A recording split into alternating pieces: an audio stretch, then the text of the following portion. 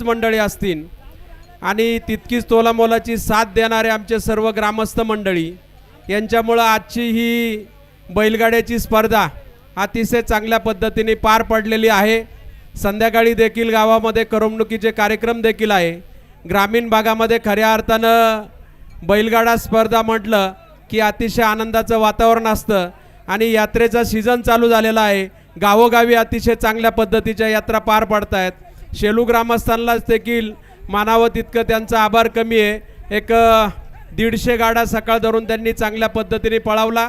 सर्व गाडा मालक असतील, गाडा शौकीन असतील आणि खऱ्या अर्थानं या घाटामध्ये घड्याळाचं काम असतील, निशाणाचं काम असतील, लेखनिक असतील आणि आमचे सर्व अलाउन्सर मंडळी असतील, त्याचप्रमाणे यूट्यूबच्या सौजन्यामधनं ही यात्रा ज्यांनी अतिशय चांगल्या पद्धतीने प्रसारित केली ते सुद्धा यूट्यूबवाले असतील, सर्वजण आमचे बुमकर असतील, रामकृष्ण टाकळकर असतील, सर्वांनी यात्रेकरता कष्ट करून यात्रा चांगल्या पद्धतीने पार पडली आणि यात्रेला ज्याबद्दल शोभा वाढवली त्याबद्दल देखील मी सगळ्यांचं आभार मानतो।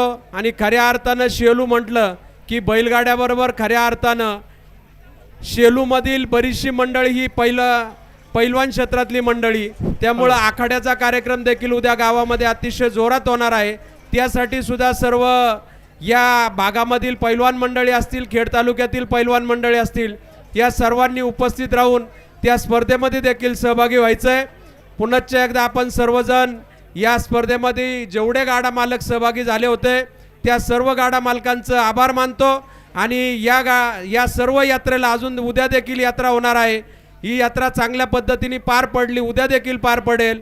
मी या ठिकाणी सर्व गाडा मालकांच्या वतीने अखिल भारतीय बैलगाडा संघटनेचे महाराष्ट्र राज्य, पुणे जिल्हा आणि खेड तालुका जी आपली अखिल भारतीय बैलगाडा संघटना आहे त्यांच्या वतीनं आणि या विभागाचे जिल्हा परिषद सदस्य, भारतीय जनता पार्टीचे जिल्हाध्यक्ष शरदभाऊ बुटे पाटील यांच्या वतीनं या यात्रेला भरभरून अशा शुभेच्छा व्यक्त करतो आणि या ठिकाणी थांबतो।